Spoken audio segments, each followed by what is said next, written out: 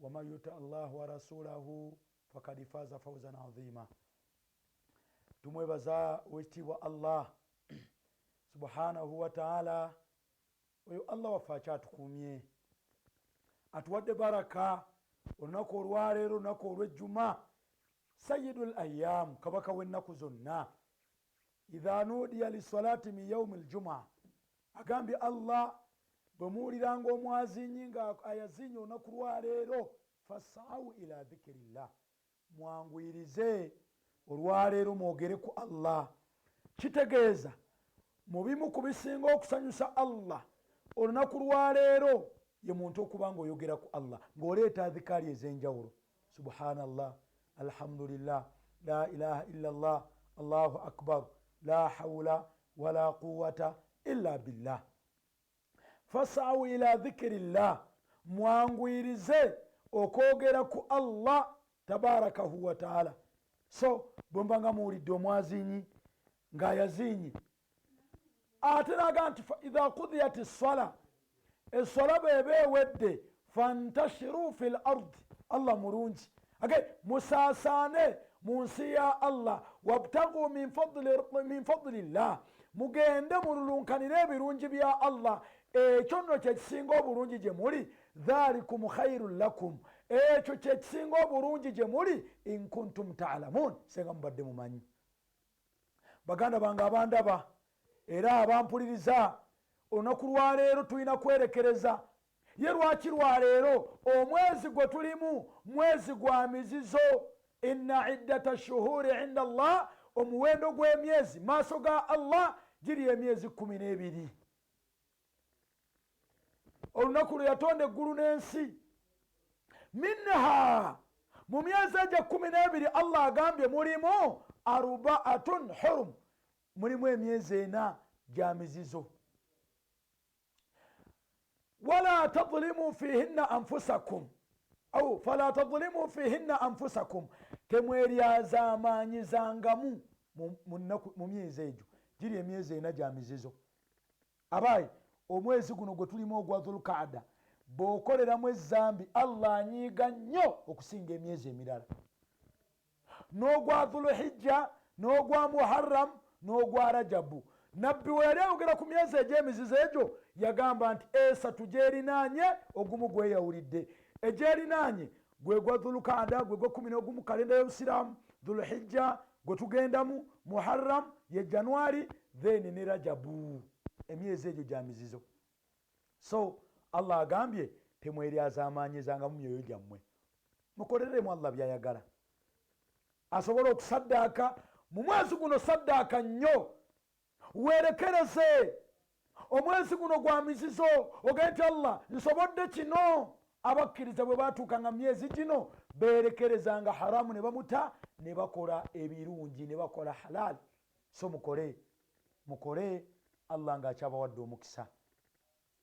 Tuyita ku 0776 444 222, 0776 444 222. Njagala amannya gammwe ngalengere mu bantu abafa ba bulijjo. 0776 444 222, 0776 444 220, 0776 444 220, 0776 444 not. Gwe kyosobodde mwezi guno ogw'emizizo kyoba owaayo, seeka weerekereze omutwalo, ow'emitwalo 2, ow'emitwalo 5, ow'emiliyoni, ow'olukumi, buli omu nga bw'osobola bw'oba ojja, naye teweeryazaamaanya mu mwezi guno gwe tuyingidde. Abaayi, 0776 444 222. Aba Facebook nammwe ngenda kubeera nga mbalaba wano insha Allahu taala. Buli omu kyosobola yembeera gy'oba oggiramu. Allah subhanahu wa taala amanyi kyolina, kyoyagala okuwaayo Allah akimanyi. So jangu nga bw'osobola okubeera ng'ojja mu mbeera yonna gy'osobodde okuggiramu. 0776 444 222, 0776 444 222, 0776 444 220, 0776 444 222. Teekayo mu mbeera gy'osobodde. Oba business line business line eri star emu 85 star 469 hash star emu 85 star 469 hash egenda kusaba business number teekamu 600000 600000 aha bona omaliriza ng'ekusaba okuteekamu omuwendo gw'essente teekamu omuwendo gw'essente omale osindike bona osindika ejja kusaba okuteekamu reference teekamu ekigambo salaamu omale osindike bona osindika ejja kusaba okuteekamu pini teekamu pini omale osindike bona osindika ejja kuba wano message nkulaba bulungi ngambye nyiga star 185 star 185 star 469 hash business number eri 600,000 mitwalo nkaaga omale oteekemu osindike bona osindika ejja kusaba omuwendo gw'essente guteekemu osindike bona osindika ejja kusaba business number giteekemu osindike bona osindika ejja kusaba okuteekamu pini teekamu pini omale osindike bona osindika wano nja kuba nkulaba era kijja kuba kyekola kyokka saba Allah subhanahu wa ta'ala ffenna abeere nga atuwamu obulungi era abeere nga atusiima n'ekyo Allah subhanahu wa ta'ala kyabasobosezza okubeera nga atuwa muganda wange kwata kyosobodde ow'omutwalo ow'emitwalo 2 ow'emitwalo 5 ow'akakadde buli omu nga bw'osobodde okujja bw'obojja namba yaffe njiddamu 0776 444 222 0776 444 222 oba business line eri 60000 gwe bala 6 eziri ku 0 nga ziriko mmeka nga ziriko 5 omale osindike bona osindika egenda kusaba okuteekamu omuwendo gw'essente gwe muli owulira olunaku luno olwokutaano oleeta olw'omukaaga oyagala kuwaayo mmeka ezo gozimanyi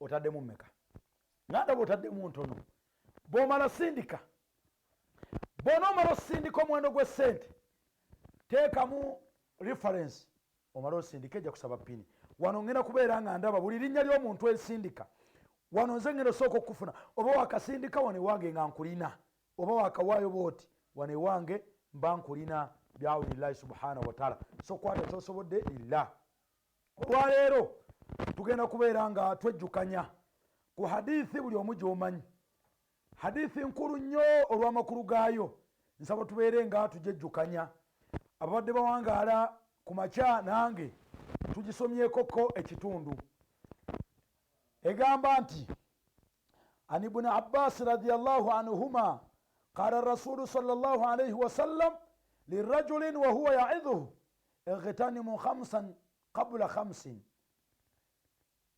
nabbi sallallahu alayhi wasallam hadithi ova ku ibuni abbas nabbi yamwagala nnyo n'amutuuma kakensa wa umma eno khiburu hadhihi l umma kakensa wa umma eno ibuni abbas nabbi yamukwata mu mutwe n'amusabira edduwa eno edduwa egamba etya naawe nkukubiriza ayina omwana omuto mukwatengako mu mutwe edduwa eno ogimusomere yamukwata mu mutwe bw'ati n'amusomera edduwa egamba allahumma ng'oddamu ita omwana waawo muddiire omugaye jangu yitawo sula yitawo musa yitawo omugaye jangu wano teekawo omutwe mugateekawo omutwe amaze okuguteekawo asigaye toyita ttwe guyite mutwe mugeereeta omutwe olwokati abageereeta ettwe nedda mugeereeta omutwe wano mwanawo bw'omaliriza mukwate mu mutwe nabbi yasabira ono sahaba n'amusabira edduwa eno egamba etya allahumma faqihuhu fi ddin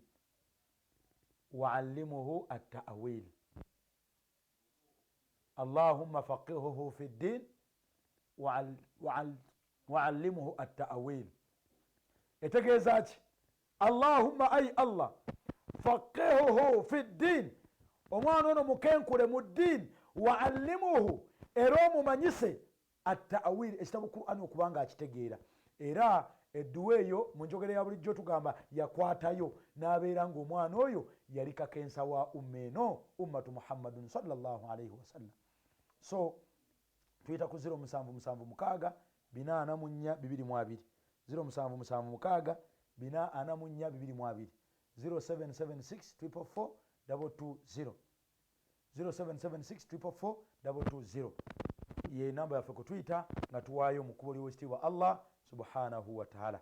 Era nga setunnaba kuweeyongerayo, nabbi sallam agamba sahaba ono ightanimu khamsa qabla khamsin, weenyagira ebintu bitaano ng'ebintu bitaano tebinnakutuukako. Weenyagire ebintu bitaano ng'ebintu bitaano tebinnakutuukako.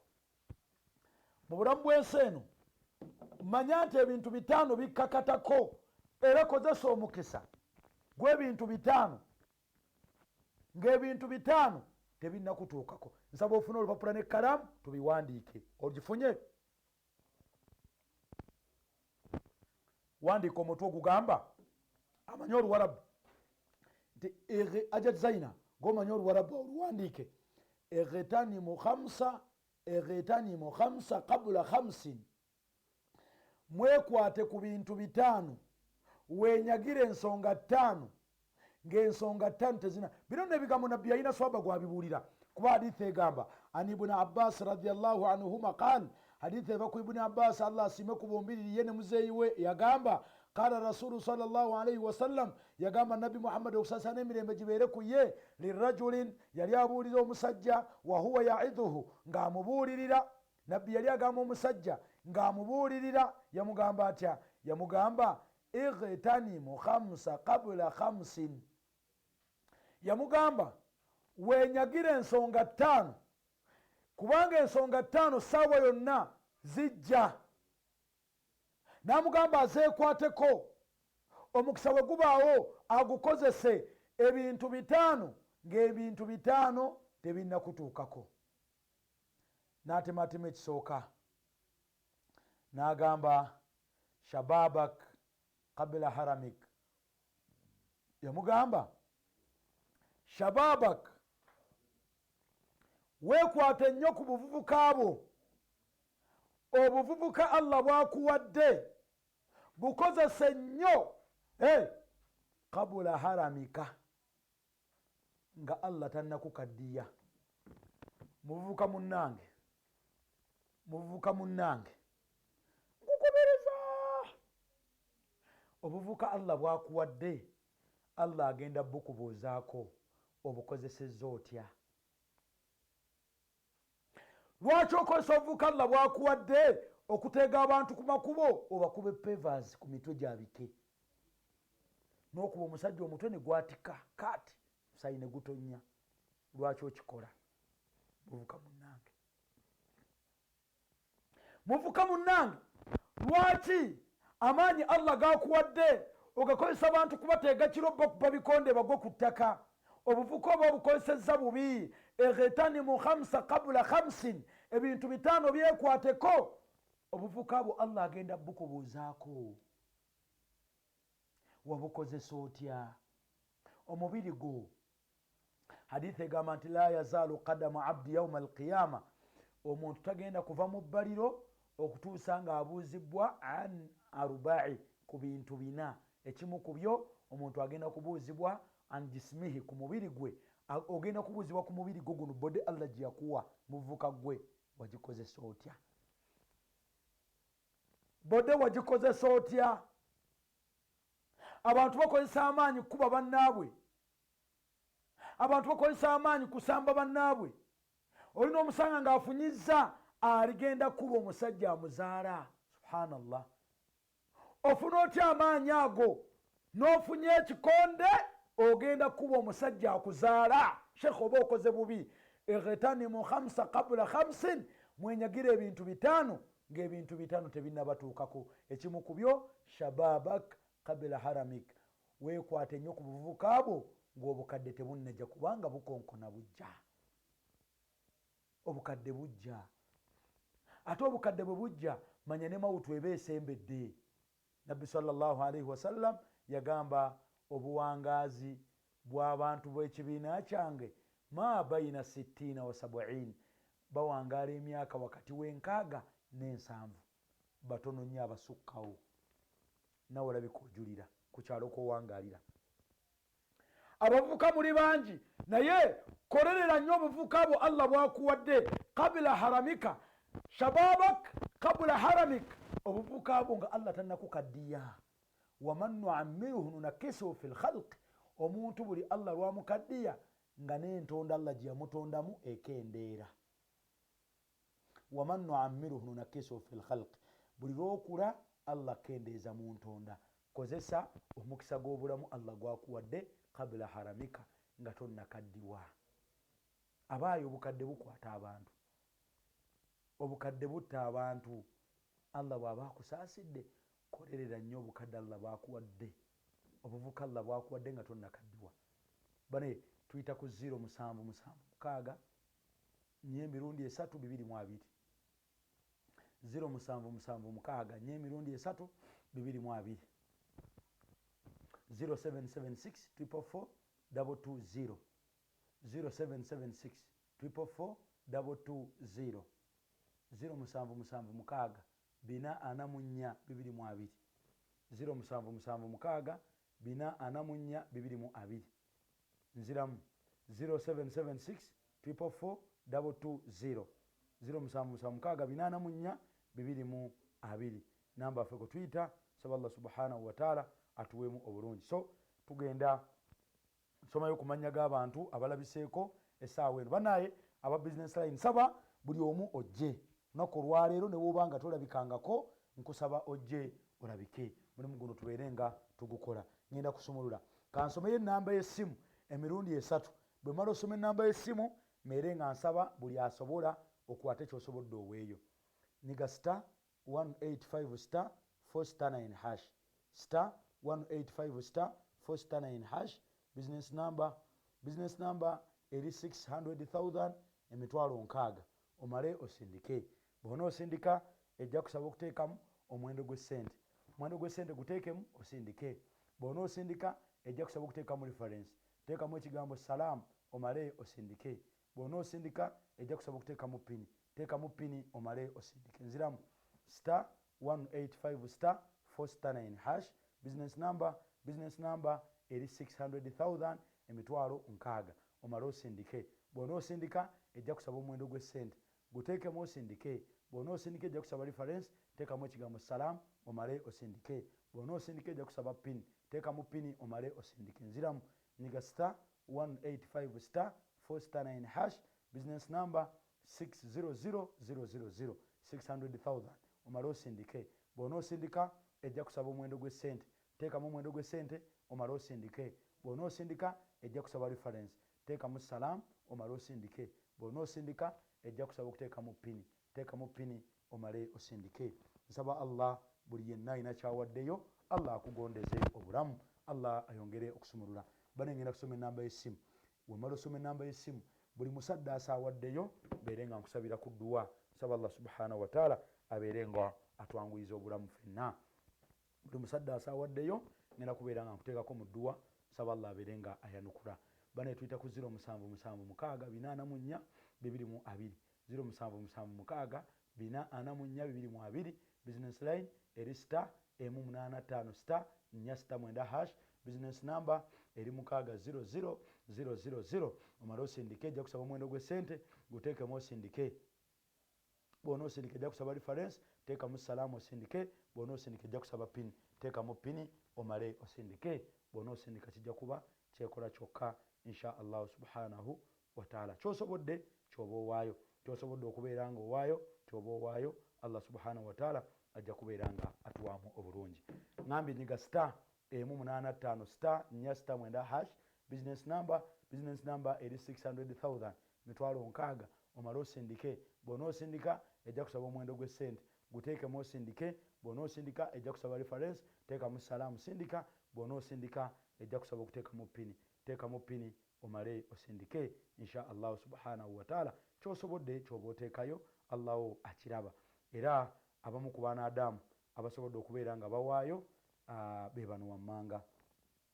Tulinawo Abubakari Magumba, Moses Kasule, Mariam Mumbya, Majidi Kipanda, Aisha Nalumansi, Shadia Madina, Kevina Nabatanzi, Baiga Shifema, Sharifan Namugenyi, Namaga Zaitun, Madina Nakamate, Ahmed Mwanaisha, Yusuf Sebuta, Fauze Hussein Matovu, Mastura Nansubuga,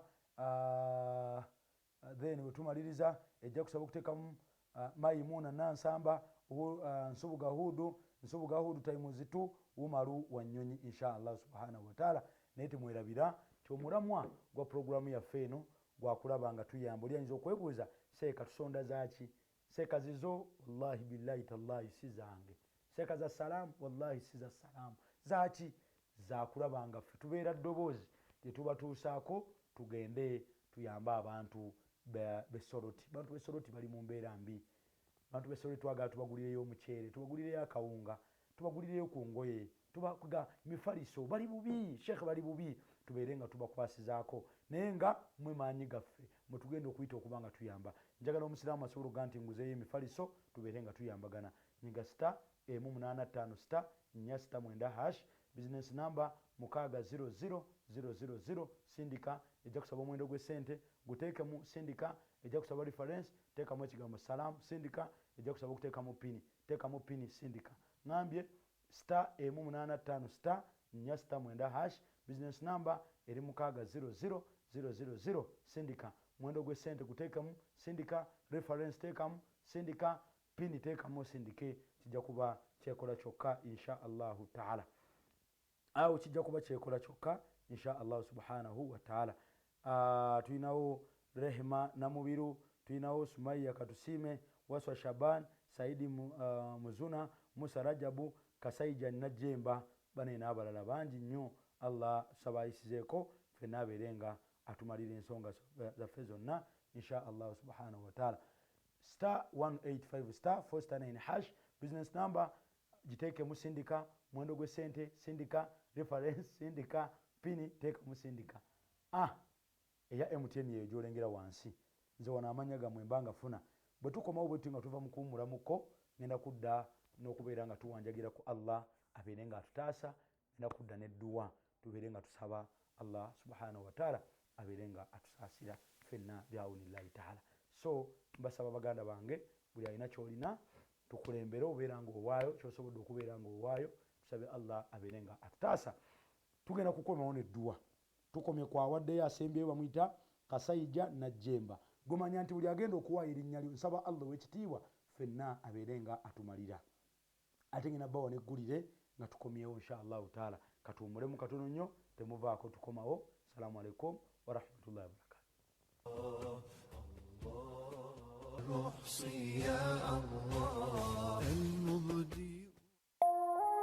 Eno ye Salam TV.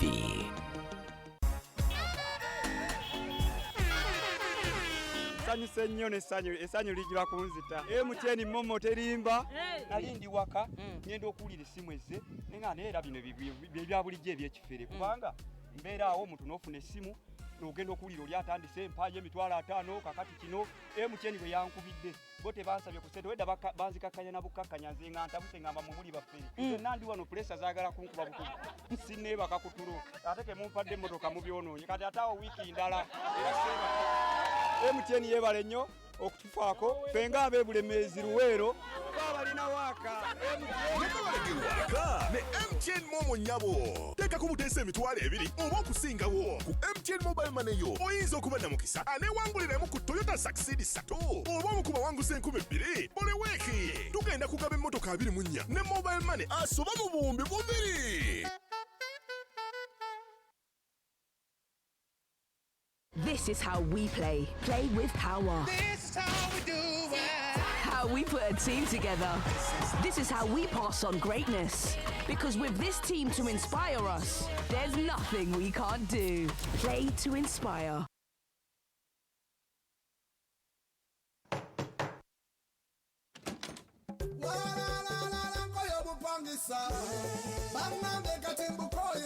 oyagala poloti enteeketeeko obulungi jangu mu Sema tugikufunire. Tugula, tutunda era tukulaakulanya ettaka lyo. Tulina abapunta abalungi, tukyusa ettaka ne tulizza mu mannya go bambi. Jangu ofune ekyapa ekitalimu kamunguluze bambi. Sema Properties tuli ku buli luguudo olufuluma ekibuga.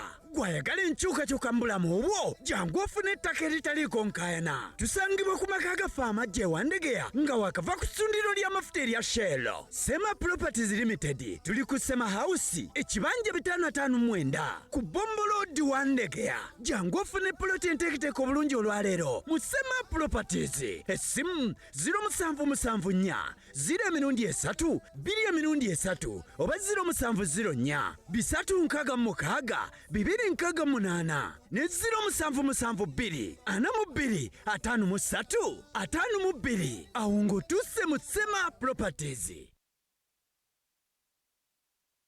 Times might have changed, but business has to continue.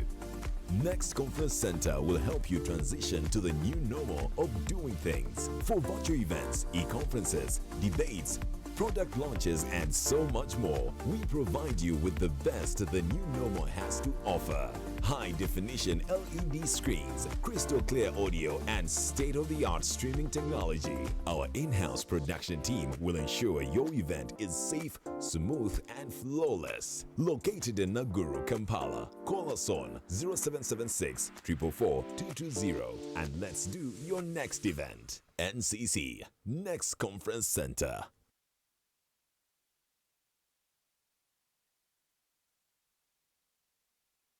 Vimba ni MTN Kabode Super as you pay mpola for this smartphone. Make calls, update your WhatsApp status, watch YouTube, and Google anything under the sun with 2 GB worth of data every month for 7 months. Simply make a small deposit of 99k and pay the balance mpola. You can pay in daily, weekly, or even monthly installments while you enjoy your new phone. So what are you doing today? Visit any MTN shop near you and get the MTN Kabode Super easy.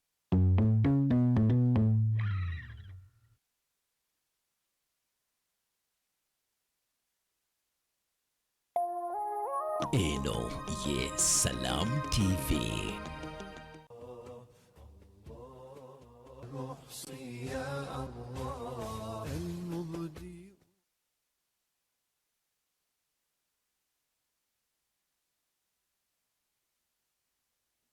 أعوذ بالله من الشيطان الرجيم بسم الله الرحمن الرحيم الحمد لله رب العالمين والصلاة والسلام على رسول الله صلى الله عليه وسلم وعلى آله وصحبه أجمعين.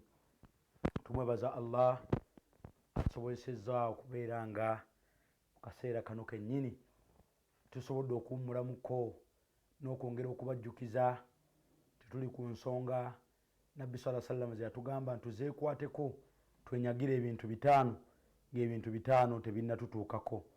Ightanimu khamsa qabla khamsin, mwenyagire ensonga ttaano ng'ensonga ttaano tezinnabatuukako. Shababak, obuvubuka bwaffe, qabla haramik, nga tetunnakaddiwa. Shababak, twenyagire nnyo obuvubuka bwaffe nga Allah subhanahu wa ta'ala tannaba kubeera nga atukaddiya insha Allah subhanahu wa ta'ala. Twenyagire nnyo obuvubuka bwaffe Allah bwatuwadde qabla haramika nga Allah tannatukaddiya. Ensonga ey'okubiri sallallahu alayhi wa sallam gye yatugamba okubanga twekwatako, n'atugamba sallallahu alayhi wa sallam n'atugamba nti twenyagire nnyo wasihatuka qabla sakamika, obulamu Allah bwakuwadde nga tonnanafuwa tonnalwala, naye nga tetunnaba kugenda wala bannaye abantu abasaddaase siyinza kubeera nga ngenda bugenzi maaso nga sibawadde ku dduwa. Nsabe Allah abeere nga ayanukula ya rabbi. A'udhu billahi minash shaitani rrajim. Bismillahir rahmanir rahim. Alhamdulillahi rabbil alamin. Wassalatu wassalamu ala rasulihil karim sallallahu alayhi wa sallam wa ala alihi wa sahbihi ajma'in. ربنا تقبل منا إنك أنت السميع العليم وتب علينا يا مولانا إنك أنت التواب الرحيم. اللهم يا مقلب القلوب والأبصار ثبت قلوبنا على دينك وعلى طاعتك برحمتك يا أرحم الراحمين. اللهم آت نفوسنا تقواها وزكها أنت خير من زكاها أنت وليها ومولاها اللهم إنا نسألك الهدى والتقى والعفاف والغنى يا نعم المولى ويا نعم النصير غفرانك ربنا وإليك المصير ولا حول ولا قوة إلا بالله ولا حول ولا قوة إلا بالله ولا حول ولا قوة إلا بالله العلي العظيم يفعل الله ما يشاء بقدرته ويحكم ما يريد بعزته يا حي يا قيوم يا بديع السماوات والأرض يا ذا الجلال والإكرام اللهم أعطي منفقا ما له خلفا اللهم أعطي منفقا ما له خلفا اللهم أعطي منفقا ما له خلفا اللهم زدنا ولا تنقصنا وارحمنا رحمة جميعا اللهم ارحمنا رحمة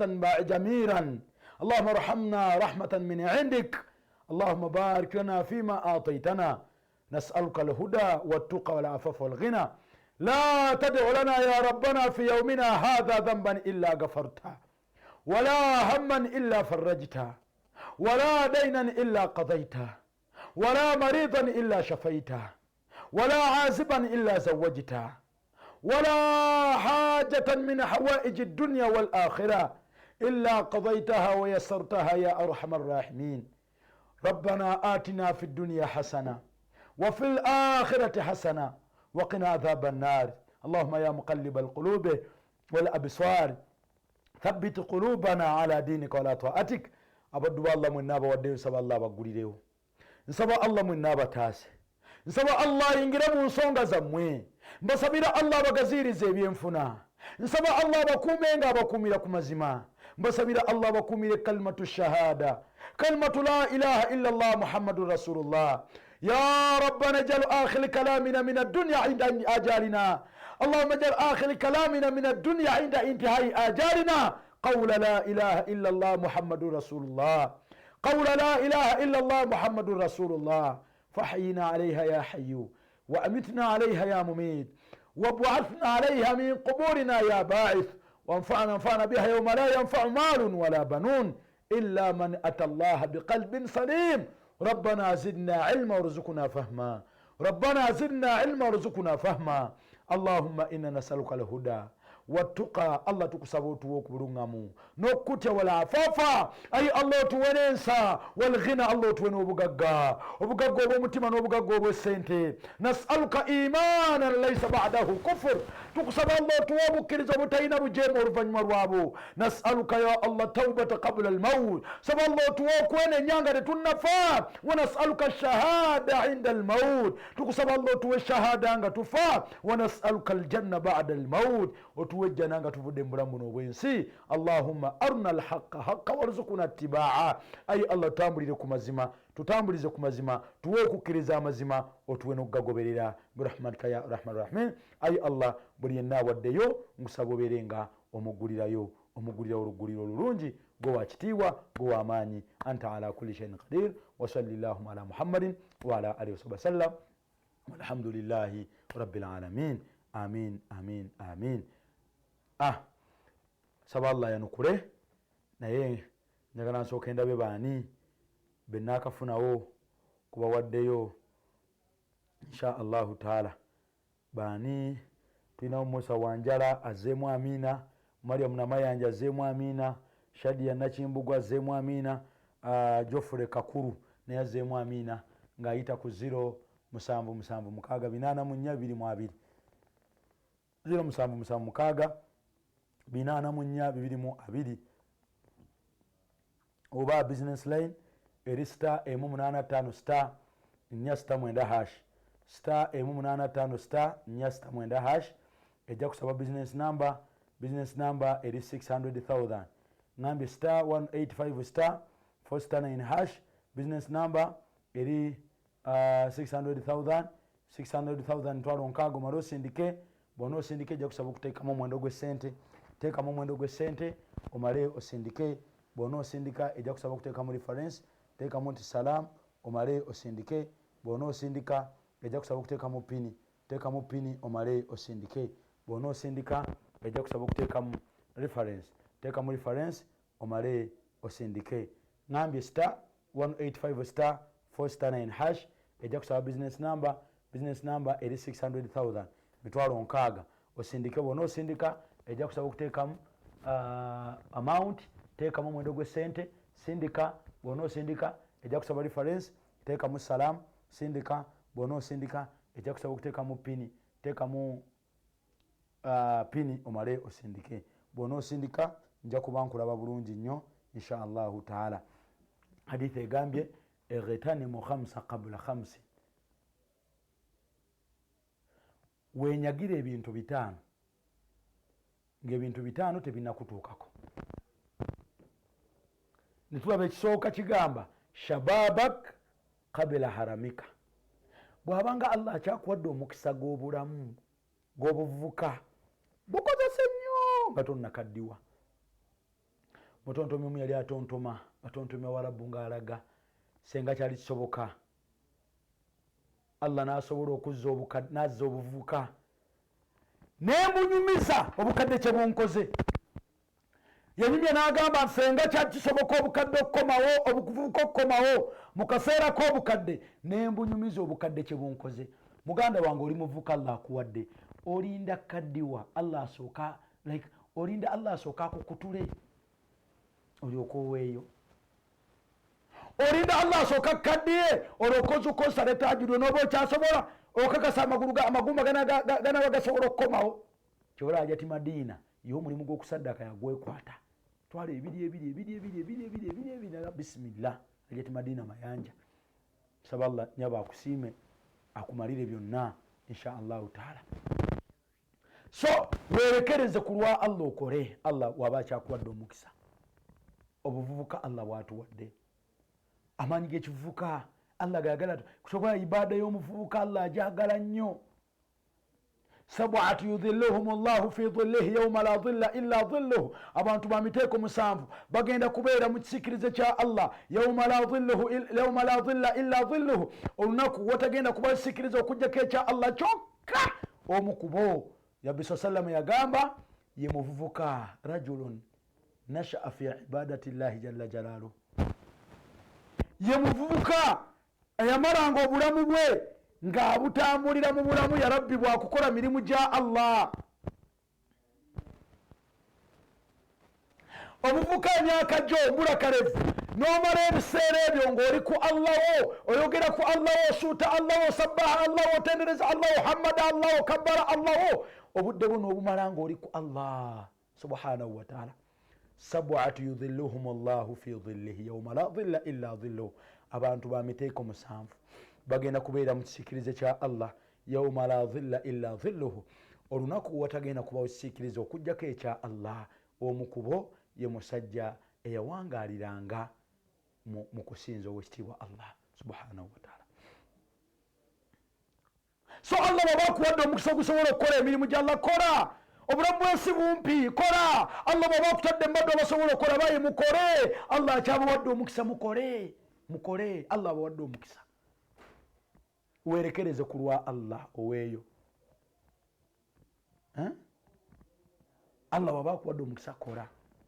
077 nye emirundi 3 not 077 842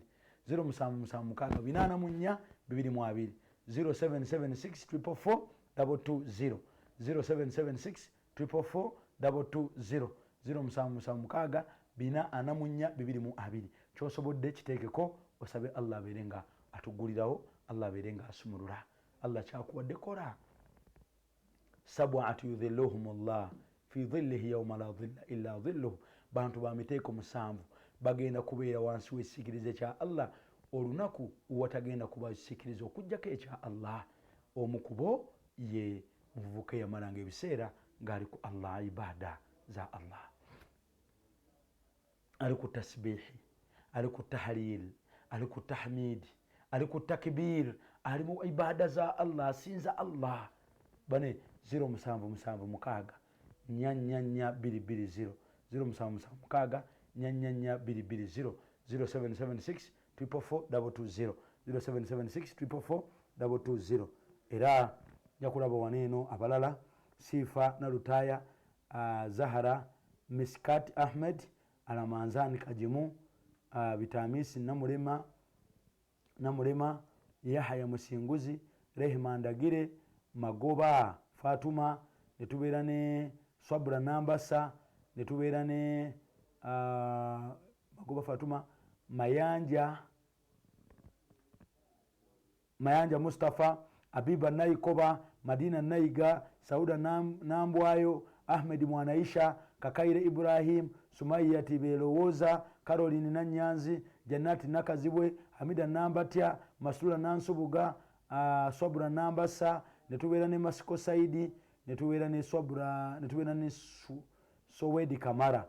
So kyosobodde kyoba owaayo lillahi subhanahu wa ta'ala, kyosobodde kyoba owaayo kulwa Allah subhanahu wa ta'ala. So waayo kyonna oba wa 10 oba wa 5 oba wa mmeka gwe kiweeyo kulwa Allah. Ngambye 0776 442 0776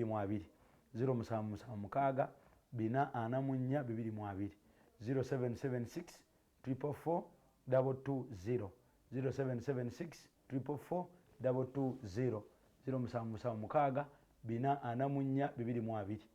0776 442 kyosobodde kyoba owaayo 0776 442 0776 442 0776 444 220 0776 444 220 oba business line ku screen okwo jjagirengerako kweri. Kyosobodde kyoba owaayo kulwa Allah subhanahu wa ta'ala. Togana kuwaayo kyosobodde kuwaayo. Nsaba Allah ffenna atusiime, nsaba Allah ffenna atuweemu obulungi, nsaba Allah ffenna atugabirire, nsaba Allah ffenna atukuume.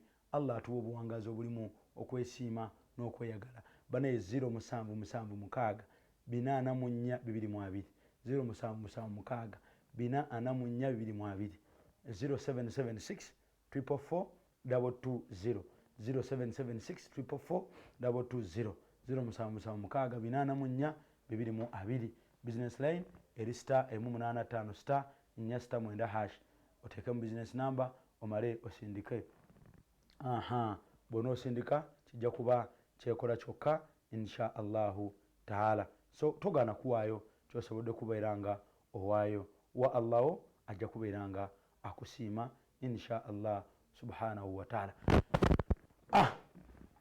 Ebintu bitaano nga bintu bitaano tebirina kutuukako.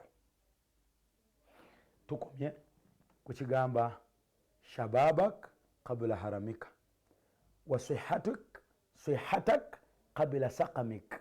Oyulira obulamu Allah bwakuwadde nga tannakulwaza bukozesa. Seeka Allah babanga akuwaddeyo omukisa hajjati haji obulwadde buluma. Oyinza obutategeera bigambo bino naye bw'ogendako mu ddwaliro okkiriza nti obulwadde buluma. Ate abantu balwadde, endwadde ziruma abantu. So Allah wabanga akusaasidde n'akuwaayo omukisa gw'obulamu, wallahi gukozese. Allah bw'akusaasiranga n'akuwaayo omukisa gw'obulamu gukozese. Abantu balwadde mu dduniya ya Allah. Abantu endwadde zibaluma, kozesa nnyo hayatak kabula madha, obulamu bwo kabula sakamik, sihatuka kabula sakamik. Obulamu buno okubeera nga omubiri mulamu, maaso malamu, biyungo biramu, kozesanga nnyo omukisa ogwo. Abantu balina endwadde. Mpiseeko ku famasi ya mukwano gwange bamuyita Mustafa, Haji Mustafa balaba akatambi akatambula ennyo, akalinkinga ennyo, katrendinga nnyo. Mufuzi w'omulukaza mpaka naye musajja musawo w'amaanyi, nanyini famasi za Wandegeya ina famasi nyingi mukwano gwange oyo. Naye mpiseewoko mbadde njagala ddagala obulago badde bunnuma aluma, naye nsanze Allah wallahi abaana babeera ku kawunta wano waliwo omuntu naye tebawummula, bonna babawandiikira amadagala. Allahu akbar. Bw'ova onogenda ku first pharmacy naye bwe bati vawe pharmacy ezo abantu balwadde wallahi. Era webaliza na Allah n'oga nti Allah ebbanga limaze mu dduniya sigendangako kukanula, nze ntera okukyewaanirako Allah mwebaza ebbanga era emuliranga nti ndi mulwadde mumanya bunnuma. Bagambanga nti omusajja wamwe ali ku kitanda mba ndi mulwadde kwa ebbanga limaze mu dduniya sirwalangako bulwadde bwonkuba ku kitanda nti ali ku kitanda tugenze mulabako kulwalalamu bino byamu simanya mutwe gugizegizemuko nomira obukerenda alhamdulillah naye abantu bali ku macupa tusaba allah awonya abalwadde baffe aja designer saba saddaaka zowaayo zino allah ayisizeeko muganda wafaamu sister wafaamu wonye nsaba allah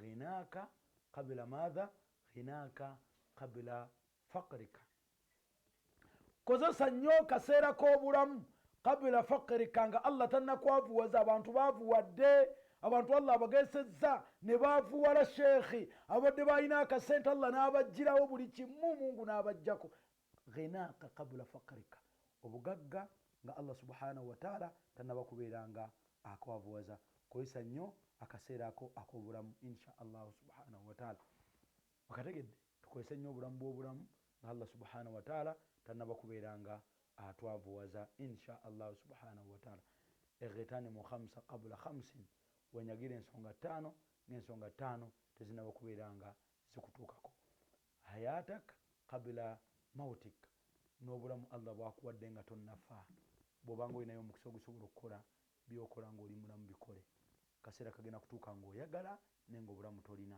allah gwawaddeyo omukisa akongeddeyo omukisa akuwadde ennaku 2 ennaku 5 ennaku 4 obulamu bukozese kozesa nnyo obulamu obwo nga Allah subhanahu wa ta'ala tanaba kubeera nga akugezesa. Bantu bangi abandyagadde okubeera nga bawaayo nga ggwe naye nga tebalina mukisa. N'agamba atya? N'agamba nti wa faraghak qabla shughulika. Mukwanda gange ndaba kozesa nnyo faraghak, akaseera k'eddembe, qabla shughulika, nga Allah tannakufuula bize. Akaseera k'eddembe kakozese nnyo nga Allah tannakufuula bize. Bw'obanga muleka free time kakozese. Abantu bali mu nsi muno naye balina obunkenke. Bw'obanga Allah akutadde mu bantu abasobola okubeerawo nga tolina waasi wa dduniya, Allah mwebaze. Abantu bali mu dduka tebalinawo wadde ka time kakummula, babuuka mirambo, buuka guno. Bantu bali Ukraine badduka mirambo, abantu bali e Russia, Afghanistan, wane Congo, bakulaga bu video agimusisa ina ka video ke yandaze. Allah ngamba nti Allah taase ebintu ebyo. Gomanyi omuntu okudduka naye ng'obuuka bafu. Oli naafubutuka 10 naye ng'abuuka mirambo, n'abuuka wano n'adda wali, n'abuuka wano n'adda naye ng'abuuka bafu. Faraghak qabla shughulika. Kozesa nnyo akaseera ka chance Allah kakuwadde, ka free time Allah kakuwadde. Ni'matani maghbunu fihima kathirun minan nas. Ebyengera bya mirundi ebiri omwana abantu babizanyisa ni bagenda kubyejjusa. As-sihha wal faragha, akaseera akeddembe n'akaseera wal faragha, n'akaseera kalituuka ng'omwana adamu takyalinawo omukisa gwakubiri. Kozesa omukisa gw'obulamu nga Allah tannakuleetera waasiwaasi wa dduniya. Faraghak, kaseera akeddembe, free time qabla shughulika. Olwaleero bw'ogamba omuntu ali e Ukraine, ali e Russia, anyiga essimu, ali e Congo, tasobola. Lwaki? Entalo tebalina, they have nothing. Tebalina bintu bibaweddeko, bali mu dduka. Oli adduka neerabira n'amaka ge, oli nadduka neerabira ne baganda be, nadduka neerabira abaana be. Olw'embeera Allah akuwadde omukisa, olinamu omutwalo, olinamu 2, waayonga essaawa tennatuuka gy'ogenda okudduka emisinde ng'oyagala okuwayo naye nga n'essimu tomanyi gye wagirese, tomanyi. Allahu akbar. Sayati ala nnasi zaman, mulembe gugenda kujja eri abaana Adamu. Yamshi rajulu bisadaqatihi, ng'omwana Adamu adduka ne saddaaka ye ng'anoonya baagiwa tabalaba, nga bamugamba kale senga wakikoze eggulo twali naye nga tokyalina mukisa. Waayo omukisa nga weeguli. 077 842 077 842 22. Waayo kyosobodde lillah. Tuyambe abantu b'essoroti, tubatwalire kawunga, tubatwalire ekkokulya, bali bubi ate nga beetaaga ggwe gw'olina okubeera ng'obayamba oluvannyuma lwa Allah subhanahu wa ta'ala. Tulinawo Aida Namirembe, Sumaya Kibirige, tulinawo Hamisi Karema n'abalala bangi nnyo. Buli omu kyosobodde webale kubeera nga okiwaayo. Nsaba Allah buli alina kyawaddeyo, Allah abeere nga akunsiimira, Allah abeere nga akumpeeramu obulungi. Tuddiŋŋane olunaku olw'Essande ku makya essaawa 1 paka ssaawa 3 insha Allah subhanahu wa ta'ala. Tusinkane ku Sande ssaawa 1 paka ssaawa 3. Nsaba Allah ffenna abeere nga atukuuma, Allah ffenna abeere nga atuwaamu obulungi. Wa ala hadha, n'ebigambo ebyo, barakallahu fikum wa jazakumullahu khair. Allah atukuume ffenna. Wassalamu alaikum wa rahmatullahi wa barakatuh. Nkoze ne muganda nga Abdul Majid, nkoze ne muganda nga Hasibu, wetuwangadde ne Kasimu Kateregana yabaddeyo. Assalamu alaikum wa rahmatullahi wa barakatuh.